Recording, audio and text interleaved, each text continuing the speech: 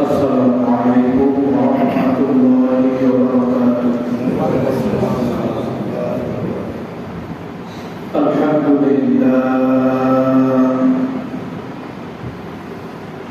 الحمد لله نحمده ونستعينه ونستغفره ونؤمن به ونتوكل عليه ونعوذ بالله من شرور أنفسنا ومن سيئات أعمالنا. من يهده الله فلا مضل له ومن يضلل فلا هادي له. ونشهد أن لا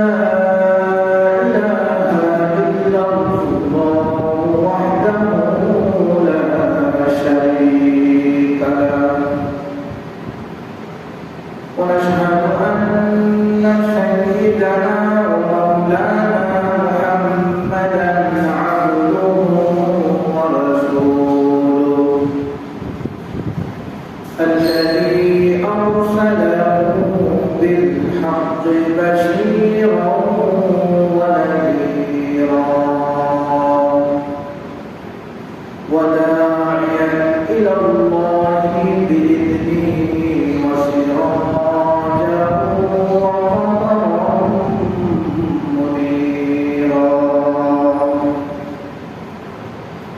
أما بعد فقد قال الله تعالى في كلامه المجيد والفرقان الحميد. أعوذ بالله من الشيطان الرجيم. بسم الله الرحمن الرحيم. وقال إني ذاهب إلى ربي سيهدين. رب هب لي من الصالحين.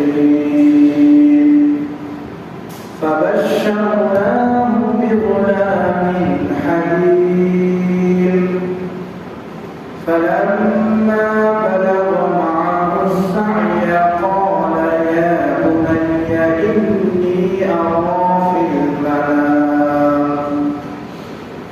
إني أرى في المنام أني أذبحك فانظر ماذا ترى. قال يا أبت افعل ما تؤمر ستجدني إن شاء الله من الصابرين. فلما أسلما وتله للجبين وناديناه أن يا إبراهيم قد صدقت الرؤيا إنا كذلك نجزي المحسنين. إن هذا لهو البلاء المبين وفديناه بذبح عظيم. وقال تعالى إن الله وملائكته يصلون على النبي يا أيها الذين آمنوا صلوا عليه وسلموا تسليما. اللهم صل على محمد وعلى آل محمد كما صليت على إبراهيم وعلى آل إبراهيم إنك حميد مجيد. اللهم بارك على محمد وعلى آل محمد كما باركت على إبراهيم وعلى آل إبراهيم حميد مجيد سبحانك لا علم لنا إلا ما علمتنا إنك أنت العليم الحكيم بلغ الهدى بكماله كشف الهدى بجماله حسنت جميع خصاله صلوا عليه وآله صدق الله العظيم وصدق رسوله النبي الكريم ونحن على ذلك لمن الشاهدين والشاكرين والحمد لله رب العالمين মহান রব্বুল আলামিনের দরবারে অসংখ্য অগণিত শুকরিয়া আদায় করছি যিনি আমাদেরকে পবিত্র জিলহজ মাসের 7 তারিখ এবং পবিত্র জুমার দিন আল্লাহ রাব্বুল আলামিনের মহান হুকুম জুমার নামাজকে আদায় করার জন্য আল্লাহ তাআলা আমাদেরকে যথাসময়ে মসজিদে আসার তৌফিক দান করেছেন। এজন্য আমরা সকলেই আল্লাহ রাব্বুল আলামিনের দরবারে শুকরিয়া আদায় করব। সকলে বলি আলহামদুলিল্লাহ। সম্মানিত মুসল্লি ভাইরা, পবিত্র জিলহজ মাসের প্রথম 10 দিন সম্পর্কে আমি গত জুমায় আলোচনা করেছিলাম যে এই 10 দিন আল্লাহ রাব্বুল আলামিনের নিকটে পছন্দনীয় 10 দিনের আমলগুলি হাদিস শরীফের মধ্যে আসছে যে সারা বছরের অন্যান্য দিনের আমল থেকে এই জিলহজের প্রথম 10 দিনের আমল আল্লাহ রাব্বুল আলামিনের নিকটে বেশি পছন্দনীয়। এই দিনগুলির আমল আল্লাহ তাআলার নিকটে বেশি প্রিয়। কেননা এই দিনগুলির মধ্যে দেখা যায় যে ইসলামের মৌলিক বিষয়গুলি একসঙ্গে পাওয়া যায়। এই দিনগুলিতে আল্লাহ রাব্বুল আলামিনের উদ্দেশ্যে বিশ্বের বিভিন্ন প্রান্ত থেকে আল্লাহ তাআলার ঘরের সামনে দাঁড়া আল্লাহর একটি ফরজ বিধানকে আদায় করার জন্য সমবেত হয়, যেটা এই জিলহজ মাসের এই সময়ের সঙ্গে নির্দিষ্ট। জিলহজ মাসের 9 তারিখের আরাফার দিনের সম্পর্কে হাদিস আসছে। নবী করিম সাল্লাল্লাহু আলাইহি ওয়াসাল্লাম বলেছেন, আমি আল্লাহ রাব্বুল আলামিনের নিকটে আশা রাখি যে ব্যক্তি আরাফার দিনে রোজা রাখবে আল্লাহ রাব্বুল আলামিন তার পিছনের এবং সামনের, পিছনের 1 বছর এবং সামনের 1 বছরের গুনাহগুলিকে আল্লাহ তাআলা ক্ষমা করে দিবেন। সুবহানাল্লাহ। যার বিস্তারিত আলোচনা আমি গত জুমায় করেছিলাম। আজকে 7 তারিখ চলে যায়, আর মাত্র কয়েকটি দিন বাকি আছে। আমরা যেন এই দিনগুলির কদর করতে পারি, বিশেষ করে রোজা রাখা সহ অন্যান্য ইবাদতগুলি যেন আমরা বেশি বেশি করে করতে পারি। আল্লাহ রাব্বুল আলামিন আমাদের সকলকে তৌফিক দান করেন। আমিন। সম্মানিত ভাইরা, আমি গত জুমায় আলোচনা করেছিলাম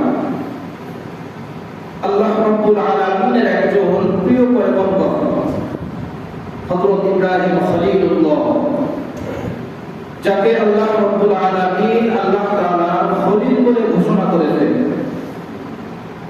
আর মুহাম্মদুর রাসূলুল্লাহ সাল্লাল্লাহু আলাইহি ওয়াসাল্লামকে হাবিবুল্লাহ বলা হয়েছে। যার কিছু আলোচনা আমি গত জুমায় করেছিলাম যে খলিল কাকে বলা হয়। আল্লাহ রাব্বুল আলামিন জাত থেকে কিছু নিয়ে পরীক্ষা করে আল্লাহ তাআলা যাকে আপন বানিয়ে নেন তাকে খলিল বলা হয়। আর হাবিব কাকে বলা হয়? হাবিব বলা হয় যাকে আল্লাহ রাব্বুল আলামিন দিয়ে তাকে আপন বানিয়ে নেন, তাকে বলা হয় হাবিব। তো আল্লাহ রাব্বুল রাব্বুল আলামিন ইব্রাহিম আলাইহিস সালাতু ওয়াস সালামকে খলিল কেন বলেছেন? আল্লাহর পয়গম্বর এমনই একজন পয়গম্বর যার জীবনের শুরু থেকে নিয়ে শেষ পর্যন্ত আল্লাহ রাব্বুল আলামিন বারবার তাকে পরীক্ষা করিয়েছেন। পরীক্ষার সম্মুখীন হযরত ইব্রাহিম আলাইহিস সালাতু ওয়াস সালাম হয়েছে।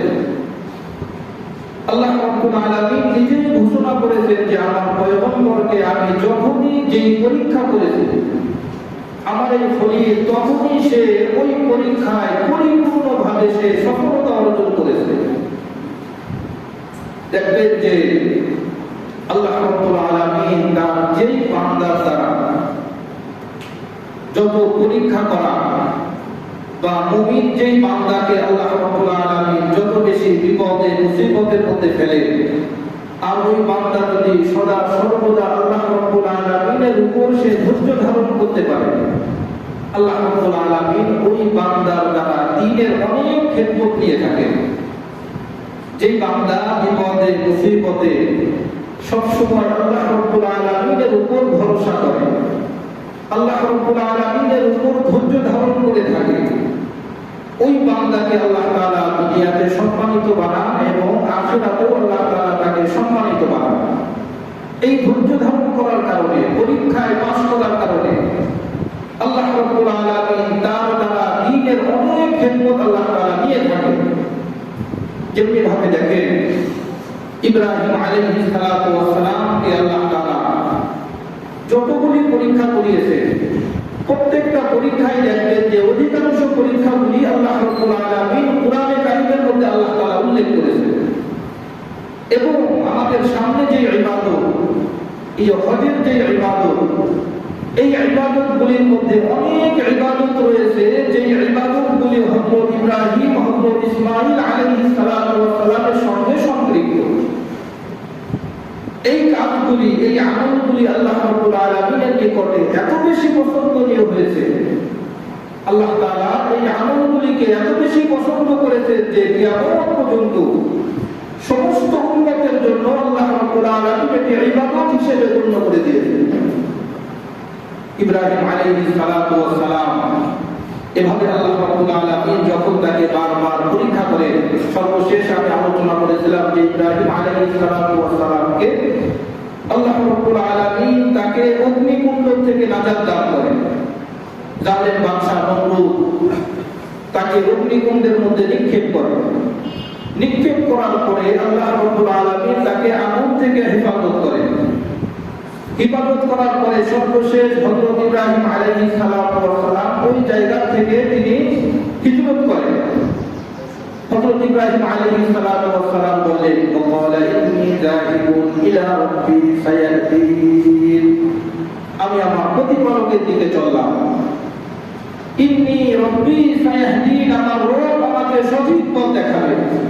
তোমরা যে মূর্তির পূজা করতেছো, তোমরা যেই রবের ইবাদত করতেছো, এই রব থেকে আমি আমার, এই মূর্তি থেকে আমি আমার চেহারাকে ফিরিয়ে নিলাম, আমি আমার রব্বুল আলামিনের দিকে চললাম। আমার মাওলা, আমার রব আমাকে পথ দেখাবে, সঠিক পথ দেখাবে। হযরত ইব্রাহিম আলাইহিস সালাতু ওয়াস সালাম হিজরত করে অন্য জায়গায় চলে আসলেন এবং ইব্রাহিম আলাইহিস সালাতু ওয়াস সালাম আল্লাহ রাব্বুল আলামিনের নিকটে দোয়া করতে লাগলেন, ইয়া রাব্বি হাবলি মিনাস সালিহিন, আল্লাহ তাআলা আপনি আমাকে একজন সহনশীল পুত্র সন্তান দান করেন। দেখেন হযরত ইব্রাহিম আলাইহিস সালাতু ওয়াস সালামের প্রথম যে সন্তান, প্রথম পুত্র সন্তান হযরত ইসমাঈল আলাইহিস সালাতু ওয়াস সালাম। এই ইসমাঈল আলাইহিস সালাতু ওয়াস সালামের পরবর্তী যে প্রজন্ম, এই পরবর্তী প্রজন্মের মধ্যে তেমন কোনো নবী পাওয়া যায় না। সর্বশেষ নবী জনাবে মুহাম্মদুর রাসূলুল্লাহ সাল্লাল্লাহু আলাইহি ওয়াসাল্লাম এবং হযরত ইব্রাহিম আলাইহিস সালাতু ওয়াস সালামের দ্বিতীয় সন্তান ইসহাক আলাইহিস সালাতু ওয়াস সালাম। এই ইসহাক আলাইহিস সালাতু ওয়াস সালামের পরবর্তী যে প্রজন্ম, তার সন্তান বা তার পরবর্তী প্রজন্মের মধ্যে আল্লাহ রাব্বুল আলামিন অসংখ্য অগণিত নবী রাসূল আল্লাহ তাআলা এই দুনিয়াতে পাঠিয়েছেন। কিন্তু তার সত্ত্বেও আল্লাহ রাব্বুল আলামিন হযরত ইসমাঈল আলাইহিস সালাতু ওয়াস সালামের প্রজন্মের মধ্যে এমন একজন নবী আল্লাহ তাআলা পাঠিয়েছেন, যেই নবী সমস্ত নবীদের সরদার, যেই নবী সমস্ত মাখলুকের মধ্যে শ্রেষ্ঠ, সমস্ত সৃষ্টিকুলের মধ্যে আল্লাহ রাব্বুল আলামিন যার সম্মান সবথেকে বেশি আল্লাহ তাআলা ঘোষণা করেছেন, সেই নবী জনাব মুহাম্মদুর রাসূলুল্লাহ সাল্লাল্লাহু আলাইহি ওয়াসাল্লাম।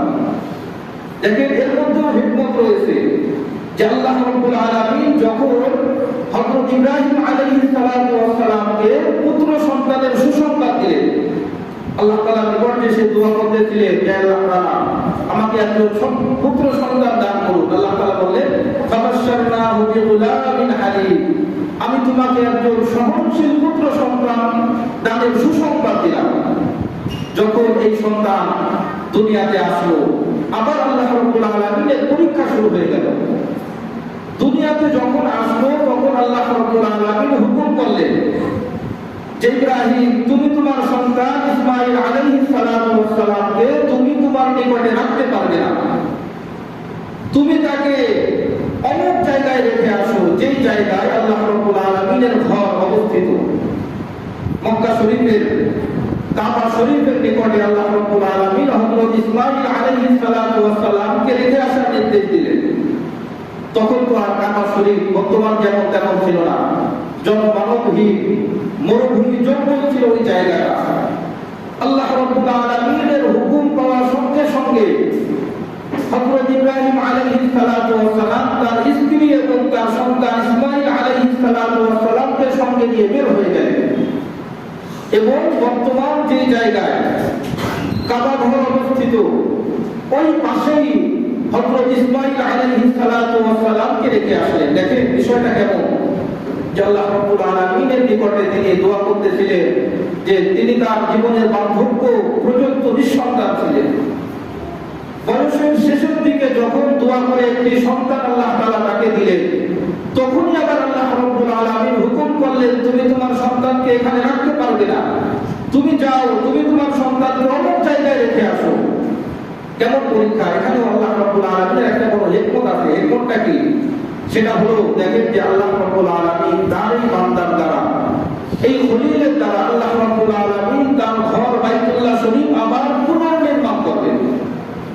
দেখেন যে ইব্রাহিম আলাইহিস সালাতু ওয়াস সালাম বারবার আল্লাহ তাআলা তাকে পরীক্ষা করিয়েছে, বারবার আল্লাহ রাব্বুল আলামিনের পরীক্ষায় তিনি উত্তীর্ণ হয়েছে।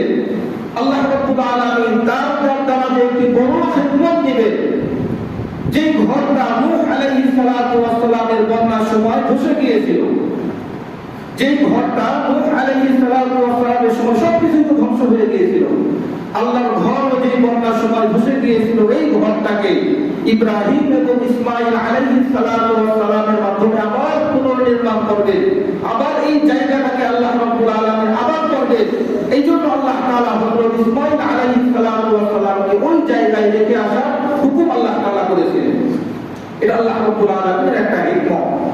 আল্লাহ রাব্বুল আলামিনের নির্দেশে যখন মরুভূমির জঙ্গলে হযরত ইসমাঈল আলাইহিস সালাতু ওয়াস সালামকে যখন রেখে আসবে, তখন তার স্ত্রী বলেছিল যে আল্লাহর পয়গম্বর, আপনি আমাদেরকে যে এখানে রেখে যাচ্ছেন, সামান্য কিছু পানি কিছু খাদ্য আছে, আপনি কি আমাদেরকে আপনার নিজের মনের ইচ্ছায় রেখে যাচ্ছেন নাকি আল্লাহ রাব্বুল আলামিনের হুকুমে রেখে যাচ্ছেন?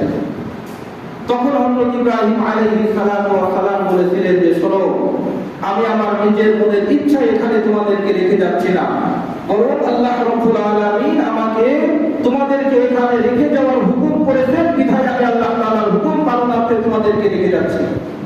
দেখেন আল্লাহর পয়গম্বরের স্ত্রী কেমন ছিলেন, যে তিনি সঙ্গে সঙ্গে বললেন যে যদি আল্লাহ রাব্বুল আলামিনের হুকুমে আপনি আমাদেরকে রেখে যান, তাহলে আমরা কোনো চিন্তা করি না। যে আল্লাহ রাব্বুল আলামিনের হুকুমে আপনি এখানে রেখে যাচ্ছেন, ওই আল্লাহ রাব্বুল আলামিন আমাদেরকে খাবারের ব্যবস্থা করবে, আমাদের বাসস্থানের ব্যবস্থা করবে।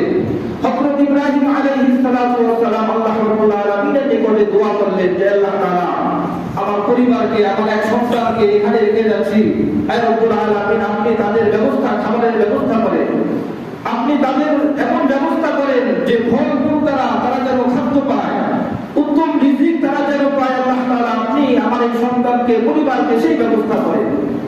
কাবা ঘরের দিক ফিরে হযরত ইব্রাহিম আলাইহিস সালাতু ওয়াস সালাম দোয়া করেছিলেন, আল্লাহ রাব্বুল আলামিন তার দোয়াকে কবুল করেছিলেন। আল্লাহ রাব্বুল আলামিন দেখেন যে ইসমাঈল আলাইহিস সালাতু ওয়াস সালামের অনেক ঘটনাগুলি হজের ঘটনার সঙ্গে সম্পৃক্ত রয়েছে। যেমন হযরত ইসমাঈল আলাইহিস সালাতু ওয়াস সালামকে যখন সেখানে রেখে আসা হলো, যখন তাদের খাদ্য ফুরিয়ে গেল, ইসমাঈল আলাইহিস সালাতু ওয়াস সালামের আম্মা জান তখন খাদ্যের আশায়, পানির আশায় একবার সাফা পাহাড়ে গিয়েছিলেন, একবার মারওয়া পাহাড়ে গিয়েছিলেন। এভাবে যখন 7 চক্কর তিনি দিলেন, এরপরে তিনি একটি আওয়াজ শুনে হযরত ইসমাঈল আলাইহিস সালাতু ওয়াস সালামের নিকটে ফিরে আসলেন। ফিরে আসার পরে দেখতে পেলেন যে হযরত ইসমাঈল আলাইহিস সালাতু ওয়াস সালামের পায়ের গোড়ালি থেকে পানি বের হচ্ছিল। সুবহানাল্লাহ। ইসমাঈল আলাইহিস সালাতু ওয়াস সালামের পায়ের গোড়ালি থেকে পানি বের হচ্ছিল, যেই পানিটা জমজম কূপের পানি। হাদিস শরীফের মধ্যে আছে যে জনাব মুহাম্মদ রাসূলুল্লাহ সাল্লাল্লাহু আলাইহি ওয়াসাল্লাম বলেন যে ইসমাঈল আলাইহিস সালাতু ওয়াস সালামের আম্মা জান ওই পানিটাকে তখন পাথর দ্বারা ব্যারিকেড দিয়ে আটকিয়ে দেয়। নবীজি বলেন যে তিনি যদি এটাকে আটকিয়ে না দিত তাহলে এই জমজম কূপের পানি দুনিয়ার বিভিন্ন জায়গায় ছড়িয়ে যেত। দুনিয়ার বিভিন্ন জায়গায় এই পানিটা ছড়িয়ে যেত। আর এই পানিটা এমন একটি পানি, বরকতময় পানি। হাদিসের মধ্যে আসছে যে এই পানির গুণ, এত গুণ রয়েছে এই পানির মধ্যে, দুনিয়ার অন্য কোনো পানির মধ্যে এই গুণ পাওয়া যায় না। এই পানির মধ্যে শেফা রয়েছে। এই পানির মধ্যে শুধু পানির পিপাসায় দূর করে না, বরং খাদ্যের অভাবও দূর করে।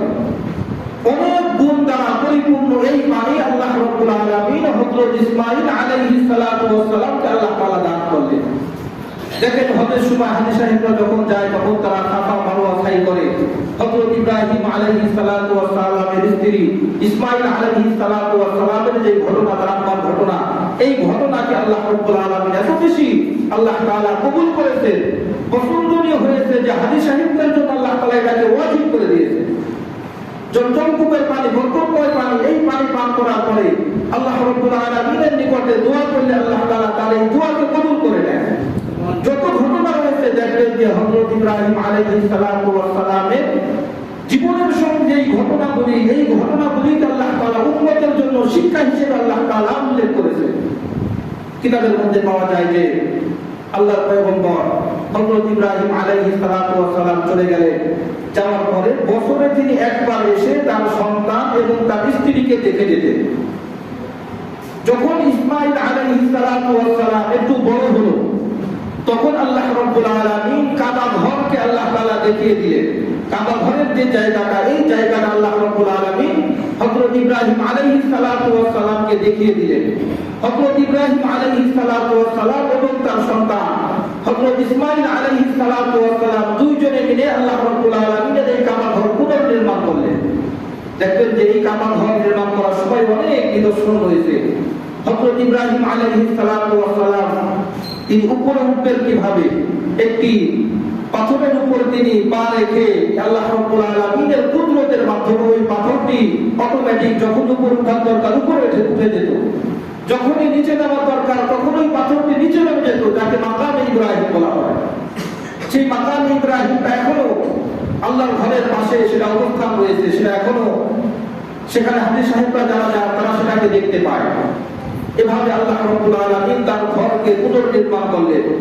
হযরত ইব্রাহিম আলাইহিস সালাতু ওয়াস সালাম আল্লাহ তাআলা হুকুম করলেন যে তুমি মানুষদেরকে ঘোষণা করে জানিয়ে দাও, وَأَذِّنْ فِي النَّاسِ بِالْحَجِّ يَأْتُوكَ رِجَالًا وَعَلَى كُلِّ ضَامِرٍ يَأْتِينَ مِنْ كُلِّ فَجٍّ عَمِيقٍ لِيَشْهَدُوا مَنَافِعَ لَهُمْ وَيَذْكُرُوا اسْمَ اللَّهِ عَلَى مَا رَزَقَهُم مِّن بَهِيمَةِ الْأَنْعَامِ।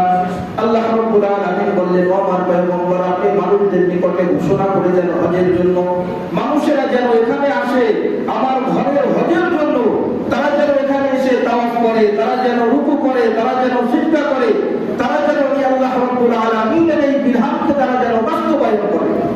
দেখেন হযরত ইব্রাহিম আলাইহিস সালাতু ওয়াস সালাম বলেছিল যে আল্লাহ তাআলা আমার আওয়াজ তো খুব কম, আমি আওয়াজ দিলে কিভাবে মানুষের নিকটে তাম দুনিয়ার মানুষ এই আওয়াজ শুনতে পাবে। আল্লাহ রাব্বুল আলামিন বলেছিলেন যে আমার পয়গম্বর, আপনার দায়িত্ব হলো ঘোষণা করা, আর মানুষের কানে পৌঁছিয়ে দেওয়ার দায়িত্ব স্বয়ং আল্লাহ রাব্বুল আলামিন নিজে। তাফসীরের কিতাবের মধ্যে মধ্যে পাওয়া যায় যে হযরত ইব্রাহিম আলাইহিস সালাতু ওয়াস সালাম যখন এই ঘোষণা করেছিলেন, এই ঘোষণাটা তামাম দুনিয়ার সমস্ত মানুষ শুনতে পেয়েছিল। শুধু দুনিয়ার মানুষই না, এই ঘোষণাটা আসমান পর্যন্ত, রূহের জগৎ পর্যন্ত, রূহের জগৎ যারা ছিল তাদের কানেও আল্লাহ রাব্বুল আলামিন এই ঘোষণাটা পৌঁছে দিয়েছিল। আল্লাহ রাব্বুল আলামিন এইভাবে হযরত ইব্রাহিম আলাইহিস সালাতু ওয়াস সালামের দ্বারা দ্বীনের খিদমত দিতেছিল। আল্লাহর প্রিয় বান্দা হওয়ার কারণে, পরীক্ষায় তিনি পরিপূর্ণভাবে সফলতা অর্জন করার কারণে তিনি আল্লাহ রাব্বুল আলামিনের এই দ্বীনের খিদমতগুলি তিনি করে আসতেছিল। দেখবেন যে এই সন্তান যখন ইসমাঈল আলাইহিস সালাতু ওয়াস সালাম যখন তার পিতার সঙ্গে চলাচল করতে পারে, হাঁটতে পারে, এমন একটি বয়সে যখন উপনীত হলো, দেখবেন যে পিতা এবং পুত্র, এই পিতা পুত্রের মহব্বতের মূল সময় হচ্ছে সন্তান যখন হাঁটতে শিখে। শৈশবকাল থেকে যখন সন্তান হাঁটতে শিখে, কিছু কথা বলতে শিখে, বাবার সঙ্গে চলতে শিখে, দৌড়াতে শিখে, এমন একটি বয়স যখন হযরত ইসমাঈল আলাইহিস সালাতু ওয়াস সালামের হলো, তখন আল্লাহ রাব্বুল আলামিন স্বপ্নের মাধ্যমে হযরত ইব্রাহিম আলাইহিস সালাতু ওয়াস সালামকে জানিয়ে দিলেন যে তুমি তোমার প্রিয় বস্তুকে আল্লাহ রাব্বুল আলামিনের উদ্দেশ্যে কুরবানি করো। দেখেন পরীক্ষা কাকে বলে। আল্লাহ রাব্বুল আলামিন তাকে যে খলিল বানিয়েছেন, আল্লাহ তাআলা তার থেকে যে নিয়ে আল্লাহ তাআলা তাকে আপন বানিয়েছেন, বন্ধু বানিয়েছেন, তার কতগুলি নিদর্শন আমরা দেখতে পাই। সন্তানকে তিনি মরুভূমি জঙ্গল এলাকায় রেখে আসলে, এরপরে সন্তান যখন একটু বড় হলো, মহব্বতের পাত্র যখন হলো, তখন আল্লাহ রাব্বুল আলামিন তাকে স্বপ্নের মাধ্যমে হুকুম করলেন যে তুমি তাকে আল্লাহর জন্য জবেহ করো। দেখেন যে মুফাসসিরিনে কেরাম বলেন যে স্বপ্নের মাধ্যমে আল্লাহ রাব্বুল আলামিনের নির্দেশ করার পিছনেও কিছু হিকমত রয়েছে। সেটা কি হল হিকমত? আল্লাহ তাআলা চাইলে তো সরাসরি হুকুম করতে পারতেন। আল্লাহ পারতেন না যে সরাসরি বলতে যে ইব্রাহিম তুমি তোমার সন্তান ইসমাঈলকে আমি আল্লাহর জন্য কুরবানি করো, কিন্তু আল্লাহ রাব্বুল আলামিন সরাসরি কেন হুকুম করলেন না, স্বপ্নের মাধ্যমে কেন আল্লাহ তাআলা তাকে জবেহ করার জন্য বললেন? এর হিকমত হলো, মুফাসসিরিনে কেরাম বলেন যে যদি আল্লাহ রাব্বুল আলামিন সরাসরি হুকুম করতেন তাহলে ইসমাঈলকে কুরবানি করা না করা পর্যন্ত আল্লাহর এই হুকুম বাস্তবায়ন হতো না। কিন্তু আল্লাহ রাব্বুল আলামিনের উদ্দেশ্য কুরবানি করা ছিল না। ইসমাঈল আলাইহিস সালাতু ওয়াস সালামকে কুরবানি করা মূল উদ্দেশ্য ছিল না। উদ্দেশ্য ছিল যে আমার খলিল হযরত ইব্রাহিম আলাইহিস সালাতু ওয়াস সালাম দেখি সে তার মনকে কুরবানি করতে পারে কিনা, সে আমি আল্লাহর জন্য, সে তার সন্তানকে কুরবানি করার জন্য সে প্রস্তুতি গ্রহণ করে কিনা। এটাই ছিল হযরত ইব্রাহিম আলাইহিস সালাতু ওয়াস সালামের মূল যে উদ্দেশ্য, আল্লাহ রাব্বুল আলামিন তার বান্দার প্রতি যে উদ্দেশ্য, এটাই ছিল। দেখেন তাফসীরের মধ্যে পাওয়া যায় যে যখন এই বয়সে উপনীত হলো হযরত ইব্রাহিম আলাইহিস সালাতু ওয়াস সালাম তার সন্তানকে নিয়ে আল্লাহর উদ্দেশ্যে কুরবানি করার জন্য তিনি বের হয়ে গেলেন। ইতিহাস আমাদের জানা আছে, শয়তান তখন তাকে ধোঁকা দিয়েছিল। ইব্রাহিম আলাইহিস সালাতু ওয়াস সালামকে শয়তান ধোঁকা দিয়েছিল। ইব্রাহিম আলাইহিস সালাতু ওয়াস সালাম শয়তানকে পাথর নিক্ষেপ করেছিল, কঙ্কর নিক্ষেপ করেছিল। হাজী সাহেব যারা হজ করতে যান তারা জানেন যে এইভাবে তিন জায়গায় কি করতে হয়, কঙ্কর নিক্ষেপ করতে হয়। এই যে কঙ্কর নিক্ষেপ করা, শয়তানকে ঘায়েল করা, এটাও আল্লাহ রাব্বুল আলামিনের নিকটে এত পছন্দনীয় হয়েছে যে এটাকেও আল্লাহ রাব্বুল আলামিন হাজী সাহেবদের জন্য আল্লাহ তাআলা ওয়াজিব করে দিয়েছে। কেমন বান্দা, কেমন প্রিয় মাহবুব খলিল হলে যে তার প্রতিটা কাজই আল্লাহ রাব্বুল আলামিনের নিকটে এত বেশি ভালো লেগেছে, এত বেশি পছন্দনীয় হয়েছে যে আল্লাহ রাব্বুল আলামিন সেটাকে বান্দার জন্য ওয়াজিব করে দিয়েছেন আল্লাহ তাআলা। দেখেন সর্বশেষ যখন হযরত ইব্রাহিম আলাইহিস সালাতু ওয়াস সালাম তার সন্তানকে জবেহ করার জন্য তারা দুইজন যখন প্রস্তুতি গ্রহণ করলো, আল্লাহ রাব্বুল আলামিন কোরআন কারীমের মধ্যে বলেন যে ফালাম্মা আসলামা ওয়া তাল্লাহু লিল জাবিন, যখন তারা পিতা এবং পুত্র দুইজন যখন তারা যখন একমত হলো। দেখেন আল্লাহর খলিল ইব্রাহিম আলাইহিস সালাতু ওয়াস সালাম তার সন্তানকে প্রথমে জিজ্ঞাসা করেছিল যে ও আমার বাবা, ও আমার সন্তান, আল্লাহ রাব্বুল আলামিন আমাকে হুকুম করেছে, আমি দেখেছি আন্নী আযবাহুকা, যে তোমাকে জবেহ করতেছি, ফানজুর মাযা তারা, এখন তোমার অভিমতটা কি, আমি তোমার নিকটে তোমার মতামতটা জানতে চাই।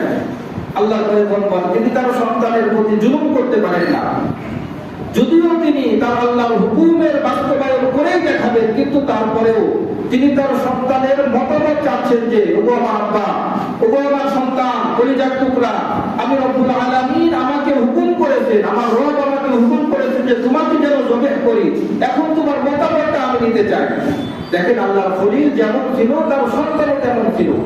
সঙ্গে সঙ্গে তিনি উত্তর দিয়ে দিলেন, ইয়া আবাতি ফাআল মা তুমার সাতাজিদুনি ইনশাআল্লাহু মিনাস সাবিরিন। ওগো আমার আব্বা জান, আপনাকে যে হুকুম করা হয়েছে, ইফআল মা তুমার, যে ওয়াদা আপনাকে করা হয়েছে আপনি সেটাকেই বাস্তবায়ন করুন। সাতাজিদুনি ইনশাআল্লাহু মিনাস সাবিরিন। আল্লাহ তাআলা যদি চান তাহলে আপনি আমাকে ধৈর্যশীলদের মধ্যে পাবেন। ফালাম্মা আসলামা ওয়া তাল্লাহু লিল জাবিন, যখন তারা পিতা পুত্র যখন এভাবে আল্লাহর জন্য প্রস্তুতি গ্রহণ করল, হযরত ইসমাঈল আলাইহিস সালাতু ওয়াস সালামকে যখন জমিনে শায়িত করলেন, কিতাবের মধ্যে পাওয়া যায়, তাফসীরের মধ্যে পাওয়া যায় যে হযরত ইব্রাহিম আলাইহিস সালাতু ওয়াস সালাম চাকু চালাচ্ছেন। পরীক্ষা কেমন দেখলেন যে চাকু চালাচ্ছেন, কিন্তু চাকু হযরত আল্লাহ রাব্বুল আলামিনের হুকুমে চাকু ইসমাঈল আলাইহিস সালাতু ওয়াস সালামের গলদেশের পশম কাটতে পারতেছিল না। চাকু তিনি চালাচ্ছেন কিন্তু পশমও কাটতে পারতেছিল না। হযরত ইব্রাহিম আলাইহিস সালাতু ওয়াস সালাম বড় বড় বর্ণনায় পাওয়া যায় যে তিনি রাগান্বিত হয়ে চাকুকে দূরে ফেলে দিয়েছিলেন।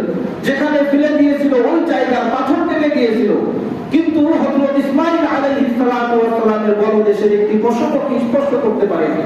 আল্লাহ রাব্বুল আলামিন সঙ্গে সঙ্গে ঘোষণা করে জানিয়ে দিলেন যে ওগো আমার খলিল, ওগো আমার পয়গম্বর, আপনাকে আমি রব্বুল আলামিন দেখেছি যে যতবার যেই পরীক্ষা করেছি প্রত্যেকটি পরীক্ষায় আপনি পরিপূর্ণভাবে পাস করেছেন। ওয়ানাদাইনাহু আইয়া ইব্রাহিম, ওগো আমার খলিল, আইয়া ইব্রাহিম কদ সাদাক্তা রুইয়া, আপনি আপনার স্বপ্নকে বাস্তবায়ন করে দেখিয়েছেন। ইন্না হাযা লাহুয়াল বালাউল মুবিন, আল্লাহ তাআলা বলেন এটা ছিল একটা বড় পরীক্ষা, এটা ছিল আমি রব্বুল আলামিনের পক্ষ থেকে একটি বড় পরীক্ষা। এই পরীক্ষায় আপনি এবং আপনার সন্তান দুইজনই পরিপূর্ণভাবে আপনারা উত্তীর্ণ হয়েছে। আল্লাহ তাআলা বলেন এইভাবে আমি রব্বুল আলামিন আমার প্রিয় বান্দাদেরকে, মাহবুব বান্দাদেরকে আমি আল্লাহ তাআলা সম্মানিত করে থাকি। তাদের সম্মান, তাদের মান আমি রব্বুল আলামিন এইভাবে বহু গুণে বাড়িয়ে দিয়ে থাকি। তাহলে বলেন তো হযরত ইব্রাহিম আলাইহিস সালাতু ওয়াস সালামের যে কুরবানির যে ঘটনা, এই ঘটনা কুরবানি করার মূল উদ্দেশ্য পশুকে কুরবানি করা নাকি নিজের নফসের কুরবানি করা? নিজের নফসের কুরবানি করা, পশুকে কুরবানি করা নয়। মূলত কুরবানির ইবাদত হলো নিজের নফসের কুরবানি করা। যেভাবে হযরত ইব্রাহিম আলাইহিস সালাতু ওয়াস সালাম তার নিজের নফসের কুরবানি করেছেন আল্লাহর উদ্দেশ্যে, আল্লাহর হুকুম বাস্তবায়নের জন্য, আল্লাহ তাআলা তাকে যে হুকুম করেছেন হুকুমকে প্রতিষ্ঠা করার জন্য, আল্লাহ তাআলা যে নির্দেশ করেছেন এই নির্দেশকে বাস্তবায়ন করার জন্য তিনি আল্লাহ তাআলার নিকটে তাকে সঁপে দিয়েছেন, পরিপূর্ণভাবে আত্মসমর্পণ করেছেন। আর এই ইবাদতটা আল্লাহ তাআলার নিকটে এত বেশি পছন্দনীয় হয়েছে, এত বেশি আল্লাহ তাআলা গ্রহণ করেছেন যে এই ইবাদতটাও সমস্ত উম্মতের জন্য, মুমিন বান্দাদের জন্য, সামর্থ্যবান বান্দাদের জন্য আল্লাহ রাব্বুল আলামিন ওয়াজিব হিসেবে উল্লেখ করে দিয়েছেন। সুবহানাল্লাহ। এজন্য সম্মানিত ভাইরা, আমরা সামনে যে কুরবানি করব, এই কুরবানিটা আমরা আল্লাহর উদ্দেশ্যে করব। অনেকে আছে যে বিভিন্ন নিয়ম থাকে, এই নিয়ম করলে এই কুরবানি আমাদের কবুল হবে না, শুধুমাত্র আল্লাহর জন্য, আল্লাহর রেজামন্দির উদ্দেশ্যে নফসের কুরবানি করতে হবে। আল্লাহ রাব্বুল আলামিন আমাদেরকে বোঝার তৌফিক দান করেন। আমরা যারা সম্পদশালী আছি, কুরবানির ইবাদতটা অনেক বড় সম্মানিত একটি ইবাদত, অনেক বড় সওয়াবের একটি ইবাদত। হাদিসের মধ্যে আসছে যে কুরবানিকারী যখন কুরবানি করে, এই কুরবানি যখন করা হয়, কুরবানির পশুর রক্ত জমিনে পৌঁছানোর আগেই আল্লাহ রাব্বুল আলামিনের নিকটে কুরবানি দাতা যেই দোয়া করেন ওই দোয়াকে আল্লাহ তাআলা কবুল করে নেন। সুবহানাল্লাহ। ঈদের দিন হাদিসের মধ্যে আসছে যে ঈদের দিন কুরবানি করার থেকে বড় ইবাদত আর হতে পারে না। তার মানে ঈদের দিন কুরবানি করাই হচ্ছে সবথেকে শ্রেষ্ঠ ইবাদত। এজন্য আমাদের যাদের উপর কুরবানি ওয়াজিব হয়েছে, আমরা আল্লাহর উদ্দেশ্যে কুরবানি করব। আল্লাহ রাব্বুল আলামিন আমাদেরকে বোঝার তৌফিক দান করেন। আমিন। ওয়া আখিরু দাওয়ানা আলহামদুলিল্লাহি রাব্বিল আলামিন।